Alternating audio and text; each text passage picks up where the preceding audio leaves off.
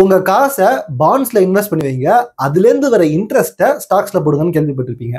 ஆனா எந்த பாண்ட்ஸ்ல இன்வெஸ்ட் பண்றதுன்னு தெரியாம இருந்தீங்கன்னா இந்த வீடியோ உங்களுக்கு தான். இன்னைக்கு வீடியோல 3 சேஃப் அண்ட் செக்யூரான பாண்ட்ஸை பார்க்க போறோம். அதாவது இந்த நியர் டேர்ம்ல இந்த 3 கம்பெனிஸுமே லாஸ் ஆகவோ இல்ல மொத்தமா திவாலாகவோ சான்ஸ் ரொம்ப கம்மியா இருக்கு அப்படிங்கிற மாதிரியான கம்பெனிஸை பார்க்க போறோம். அண்ட் அதோட சேர்த்து இந்த பாண்ட்ஸ்ல நமக்கு ஹை ரிட்டர்ன்ஸும் கிடைக்க போகுது. என்னென்ன கம்பெனிஸ் எப்படி இன்வெஸ்ட் பண்ணலாங்கிற கம்ப்ளீட் டீடைல்ஸ் பார்க்கலாம். நான் Vignesh, this is finance, value your time. Video start பண்றதுக்கு முன்னாடி டிஸ்க்ளைமர், நான் எந்த பாண்ட்ஸுமே உங்களை வாங்குங்க வாங்காதீங்கன்னு சொல்ல வரல. இது ஜஸ்ட் என்னோட அனாலிசிஸோட ஒரு பிரசன்டேஷன் மட்டும்தான். ரெண்டாவது, நான் பிரைமரி பாண்ட் செகண்டரி பாண்ட்ஸ்னு பிரிச்சு பார்க்கல. அதாவது கம்பெனி டைரக்டா இப்போ விற்கிற பாண்ட்ஸ் ஆகட்டும் இல்ல ஆல்ரெடி வாங்கினவங்க இப்போ ஒரு டிஸ்கவுண்ட்டுக்கோ பிரீமியம்க்கோ விற்கிறதோ நம்ம பார்க்க போறது இல்லை. அந்த பாண்ட்ஸ் இன்னைக்கு டேட்ல வேல்யூவா இருக்கா அப்படிங்கிறத பார்த்து தான் நான் அனாலிசிஸா பண்றேன். மூணாவது, இந்த அனாலிசிஸ் இன்னிலிருந்து மெச்சூரிட்டி பீரியட் வரைக்கும் இந்த பாண்ட் நீங்க ஹோல்ட் பண்ணுவீங்க அப்படிங்கிற நம்பிக்கை எடுக்கிறது. ஸோ நாளைக்கு இன்ட்ரெஸ்ட் ரேட் ஏறுது இறங்குதுங்கிறதுக்காக நீங்க இந்த பாண்ட்ஸ் நடுவில் வித்துட்டு போகணும்னு நினைச்சீங்கன்னா அதுக்கு நான் பொறுப்பு இல்லை. ஓகே, இப்போ நம்ம ஸ்டேபிள் மணிக்குள்ள போயிட்டு ஹையஸ்ட் பர்சன்டேஜ் ஆஃப் இன்ட்ரெஸ்ட் இன்னைக்கு யார் கொடுத்துட்டு இருக்கா அப்படின்னு பார்த்தோம்னா சூரியோதயா பேங்க் தான் கொடுத்துட்டு இருக்காங்க. 8.40% தராங்க. அப்ப நம்ம பிளானா இருக்க போறது இந்த எஃப்டியோட கணிசமான அளவு எந்த பாண்ட்ஸ் அதிகமான இன்ட்ரெஸ்ட் தராங்களோ அந்த கம்பெனிஸ் நம்ம பாக்குறது தான். ஸோ இப்போ நம்ம வீடியோ ஸ்டார்ட் பண்ணலாம். ஃபர்ஸ்ட் கம்பெனி என்னன்னு பாத்தீங்கன்னா கேரளா இன்ஃப்ராஸ்ட்ரக்சர் இன்வெஸ்ட்மெண்ட் ஃபண்டோட பாண்டு தான். இந்த கம்பெனி இது ஜஸ்ட் கேரளா மட்டும் இல்ல, இதே மாதிரி தெலுங்கானா இன்வெஸ்ட்மெண்ட், தமிழ்நாடு இன்வெஸ்ட்மெண்ட் சொல்லிட்டு ஏகப்பட்ட ஸ்டேட்ல இருந்து இந்த மாதிரி பாண்ட்ஸ் போடுவாங்க. இந்த பாண்ட்ஸ் எல்லாமே ஸ்டேட் கவர்மெண்டோட பாண்ட்ஸ். ஸோ இந்த இடத்துல நமக்கு ரொம்பவே அதிகமான நம்பிக்கை இருக்கு. ஏன்னா ஒரு ஸ்டேட் கவர்மெண்ட் டிஃபால்ட் ஆகிறதுக்கான சான்சஸ் ரொம்பவே கம்மி. ஸோ கவர்மெண்டோட பாண்டுங்கனால ஆப்வியஸ்லி இது கம்மியான இன்ட்ரெஸ்ட் தான் இருக்கு மற்றதோட கம்பேர் பண்ணும்போது. ஸ்டில் 9.58% ஒரு ஸ்மால் ஃபைனான்ஸ் பேங்க்ல தரக்கூடிய இன்ட்ரெஸ்ட்டை விட 1% அதிகமா இருக்கு. மேல இது கிட்டத்தட்ட கோல்டோட ஆவரேஜ் ரிட்டர்ன்ஸ் தருது அப்படிங்கிறதுனால இந்த பாண்டை நான் பிக் பண்ணேன். இந்த பாண்ட் பாத்தீங்கன்னா பெரிய பாண்ட் கிட்டத்தட்ட 7 இயர்ஸ் இருக்கு. ஸோ அந்த வகையில நமக்கு ரிஸ்க் அதிகம். அகைன் இன்னொரு விஷயம் தெரிஞ்சுக்கோங்க, இப்ப நான் பாக்குற இதே பாண்ட் உங்களுக்கு கிடைக்குமான்னு கேட்டா கிடைக்கிறதுக்கு சான்சஸ் கம்மி. ஏன்னா இது ஆல்ரெடி கொடுக்கப்பட்ட பாண்டை வேற யாரோ ப்ரீசெல் பண்ணிட்டு இருக்காங்க. ஏன்னா இது ஆல்ரெடி ஒருத்தர் வாங்கின பாண்டை இப்ப நமக்கு டிஸ்கவுண்ட்லயோ பிரீமியம்லயோ கொடுத்துட்டு இருக்காங்க. இன்னைக்கு இன்ட்ரெஸ்ட் ரேட்டோட இது நல்லா கிடைக்குதுங்கிறதுனால வேல்யூ பிக்கா இது இருக்கு. ஸோ நீங்க இந்த வீடியோவை பார்த்து வாங்குற நேரத்துல இதே பாண்ட் இதே பிரைஸ் ரேட்ல இல்ல அப்படின்னாலும் நான் சொல்ற அந்த பேசிக் மெட்ரிக்ஸ் 8.40% கொஞ்சம் அதிகமா இருக்கு. அந்த இன்ட்ரெஸ்ட் ரேட் உங்களுக்கு ஓகேவா இருக்கு. அட் த சேம் டைம் இந்த மாதிரி ஒரு கம்பெனி எப்படி அனலைஸ் பண்றதுங்கிறத நீங்க புரிஞ்சுக்கிட்டு அதுக்கேற்ற மாதிரி பாண்ட் வாங்கணும் தான் இங்க ஐடியா. ஸோ இங்க ஒரு 7 இயர் பீரியடுக்கு நீங்க பாண்ட் வாங்குறீங்கிறப்ப உங்களுக்கு ஒரு பெரிய ரிஸ்க் இருக்கு. இந்த 7 இயர்ஸ்க்குள்ள இன்ட்ரெஸ்ட் ரேட் ரொம்பவே அதிகமா போச்சு அப்படின்னா அப்ப இது அந்த அளவுக்கு வேல்யூவா இல்லாம இருக்கலாம். பட் ஸ்டில் உங்களுக்கு இந்த இன்ட்ரெஸ்ட் ரேட் இன்னைக்கு ஓகேவா இருக்கு அப்படின்னா 7 இயர்ஸ்க்கு இந்த இன்ட்ரெஸ்ட் ரேட் வரக்கூடிய கேஷ் ஃப்ளோ உங்களுக்கு ஓகேவா இருக்கணும். அதுதான் மேட்டர். அடுத்தது, இது ஒரு அன்செக்யூர் பாண்ட்ஸ் கொடுத்துருக்காங்க. செக்யூர் பாண்ட்னா நீங்க கொடுக்குற கடனுக்கு அகேன்ஸ்டா ஏதாவது ஒரு கொலட்ரல் செக்யூரிட்டி அந்த கம்பெனி கொடுத்துருக்கணும். பட் இவங்க ஸ்டேட் கவர்மெண்ட் கொலட்ரல் செக்யூரிட்டி கொடுக்கல அப்படின்னாலும் இவங்களால ஈஸியா ரீபே பண்ணிட முடியுங்கிறதுனால இதை நான் ஒரு பெரிய ப்ராப்ளமா எடுத்துக்கல. இவங்களுடைய கிறிஸ்டல் ரேட்டிங் பாத்தீங்கன்னா AA ஸ்டேபிள்னு கொடுத்துருக்காங்க. அப்படின்னா இது ரொம்பவே ஸ்டேபிளான கம்பெனி சொல்றாங்க. இது நீங்க தெரிஞ்சுக்கணுங்கிற அவசியம் இல்லை. கவர்மெண்ட் எப்பவுமே ஸ்டேபிளா தான் இருக்க போகுது. பட் நீங்க முக்கியமா பார்க்க வேண்டிய விஷயம், எந்த ஸ்டேட் கவர்மெண்ட் பாண்டு அதிகமான இன்ட்ரெஸ்ட் கிடைச்சதாலும் வாங்கிடலாமான்னு பாத்தீங்கன்னா அப்படி கிடையாது. இப்ப இதே கேரளாவோட தமிழ்நாடுவோ மகாராஷ்டிராவோ கிடைச்சதுன்னா நான் அந்த பாண்ட்ஸ் தான் ப்ரிஃபர் பண்ணிருப்பேன். ஆனா அதே பீகார் ஜார்க்கண்ட்ல இருந்துச்சு அப்படின்னா நான் அதை ப்ரிஃபர் பண்ணிக்கிறதுக்கான சான்சஸ் கம்மி. பட் அதுக்காக பீகார் பாண்ட்ஸ் எல்லாமே தப்புன்னு சொல்ல முடியாது. காரணம், எந்த ஸ்டேட்ல எந்த செக்டார்ல நம்ம இன்வெஸ்ட் பண்றோம் அப்படிங்கிறத நம்ம புரிஞ்சுக்கணும். இப்ப கேரளால இன்ஃப்ராஸ்ட்ரக்சர், ஸோ கேரளாவை பொறுத்த வரைக்கும் அந்த இடத்துல growth கம்மியா இருக்கும். ஏன்னா அது ஒரு கம்யூனிஸ்ட் ஸ்டேட். ஆனா அட் த சேம் டைம் அவங்களுக்கு டூரிசம்ங்கிறது ரொம்பவே அதிகமா இருக்கு. இந்த இடத்துல இன்ஃப்ராஸ்ட்ரக்சர் டெவலப் பண்ணாங்க அப்படின்னா அந்த கம்பெனிக்கு ரிட்டர்ன்ஸ் வரதுக்கான சான்சஸ் அதிகமா இருக்கு. ஸோ நம்ம பாண்ட்ல இந்த ப்ராப்ளமும் வராம இருக்கிறதுக்கு சான்சஸ் இருக்கு. அதே நீங்க பீகார்ல போயிட்டு இதே இன்ஃப்ராஸ்ட்ரக்சர் பண்ணுவீங்களான்னு கேட்டா no. At the same time பீகார்ல மைனிங் பேஸ் பண்ணி ஒரு பாண்ட் இருக்குன்னா நான் அதை ப்ரிஃபர் பண்ணுவேன். காரணம், அங்க மைனிங் ரொம்பவே ஸ்ட்ராங்கான ஒரு இண்டஸ்ட்ரி. அங்கேருந்து அந்த கம்பெனி நல்லா ரிட்டர்ன்ஸ் பண்ணிச்சு அப்படின்னா நம்மளுடைய பாண்ட்ஸ் ரொம்பவே சேஃபா இருக்கும். ஸோ இதுதான் பேசிக் கான்செப்ட். ரெண்டாவது நம்ம பார்க்க போற பாண்ட் எதுன்னு பாத்தீங்கன்னா முத்தூட் ஃபின்காப்போட பாண்ட். இது முத்தூட் ஃபினான்ஸ் கிடையாது. பட் ஸ்டில் முத்தூட் குரூப்ல தான் இருக்குங்கிறதுனால நம்ம இதை சூஸ் பண்ணிருக்கோம். இங்க ரிட்டர்ன்ஸ் பாத்தீங்க அப்படின்னா 10.37% இருக்கு. ஸோ கம்பேரிட்டிவ்லி இது ஒரு நல்ல ரிட்டர்ன்ஸே கொடுக்குது. அட் த சேம் டைம் இதுல மினிமம் ரிட்டர்ன்ஸ் 5 lakh இருக்கு. பை தி வே இப்போதைக்கு நீங்க புரிஞ்சுட்டு இருப்பீங்கன்னு நினைக்கிறேன். பாண்ட்ஸ்ல இன்வெஸ்ட் பண்றது பெரிய பிரச்சனை இல்லை. இன்ஃபேக்ட் சொல்ல போனா பல ஸ்டாக்ஸ், இந்த ஸ்விக்கி ஜொமேட்டோ மாதிரியான ஸ்டாக்ஸ்ல இன்வெஸ்ட் பண்றதை விட பாண்ட்ஸ்ல இன்வெஸ்ட் பண்றது ரொம்பவே சேஃப் தான். ஆனா ப்ராப்ளம் என்னன்னா நீங்க அங்க அதிகமான காசு போடுற மாதிரி இருக்கும். ஒரே கம்பெனில 1 lakh தான் பேசிக்காவே ஸ்டார்ட் ஆகும். அப்படிங்கிறப்ப உங்களுக்கு 1 lakhங்கிறது ஒரு பெரிய அமௌண்டா இருக்கும். லாஸ் ஆச்சுன்னா ரொம்பவே கஷ்டமா இருக்கும்.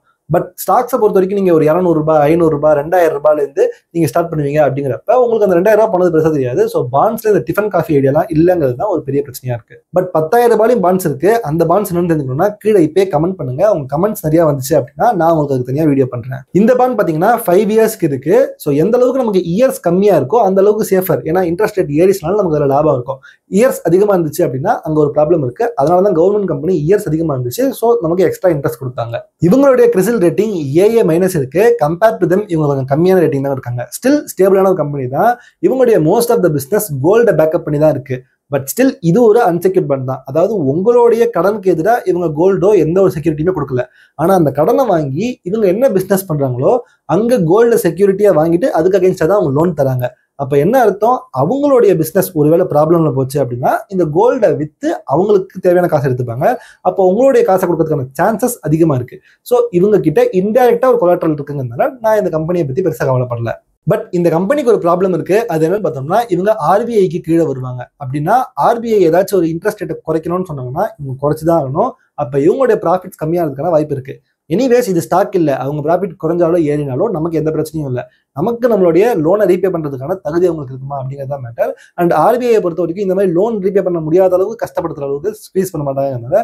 இது ஒரு பெரிய ப்ராப்ளமா நம்ம பார்க்க வேண்டாம். இங்க முக்கியமான அட்வான்டேஜ் இந்த கம்பெனி சேஃப்னு சொல்றதுக்கு, ஒருவேளை இந்த கம்பெனி ஃபெயில் ஆயிடுச்சு, திவால் ஆச்சு அப்படின்னாலும் இதை பெயில் அவுட் பண்றதுக்கு இவங்க குரூப்ல இருக்கிற முத்தூட் ஃபைனான்ஸ் இதை வாங்கிறதுக்கான சான்சஸ் இருக்கு.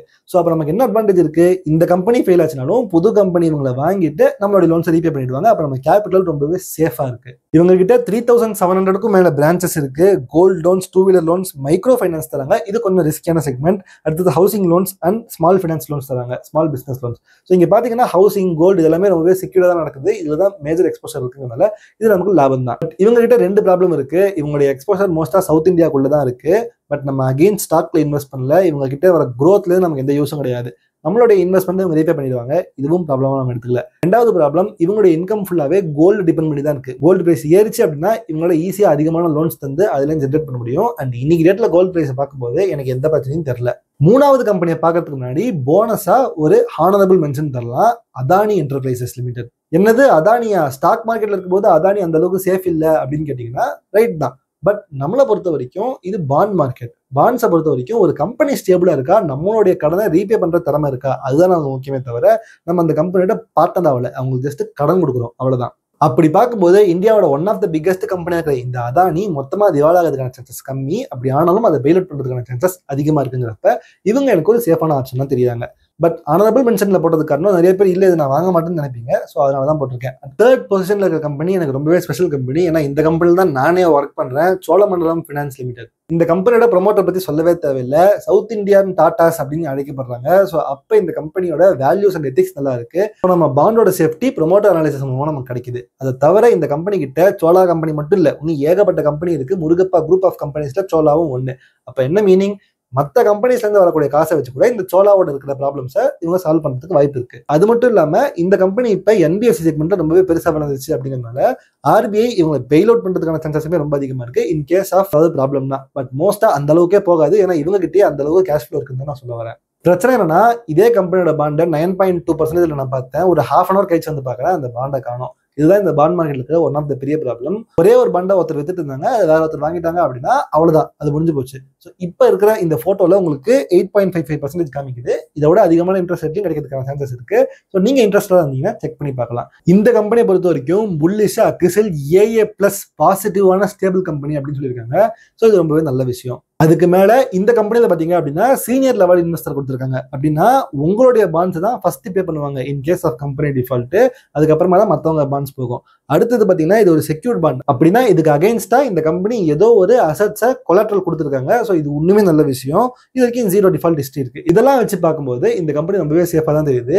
8.59% கிடைச்சிச்சு அப்படின்னா கூட இந்த கம்பெனியை வேல்யூ பிக்கா தான் நான் பார்க்கறேன். உங்களுக்கு இப்போ இன்னொரு போனஸ் கம்பெனி சொல்ல போறேன். இதுக்காக வச்சு நம்ம சேனலை சப்ஸ்கிரைப் பண்ணிட்டு லைக் பண்ணிட்டு இந்த வீடியோ பாருங்க. மற்றவங்களுக்கு இந்த வீடியோஸ் போய் சேரட்டும். இந்த கம்பெனி பேர் என்ன அப்படின்னு பாத்தீங்கன்னா Hinduja Leyland finance limited. ID என்னன்னா, இந்த கம்பெனில நான் ஒர்க் பண்ணியிருக்கேன். டைரக்டா இல்லை, உங்களுடைய குரூப் கம்பெனில இண்டஸ்இண்ட் பேங்க்ல நான் இருந்திருக்கேன். இந்த இண்டஸ்இண்ட் பேங்கோட ஓனர்ஸ் தான் இந்துஜா குரூப்.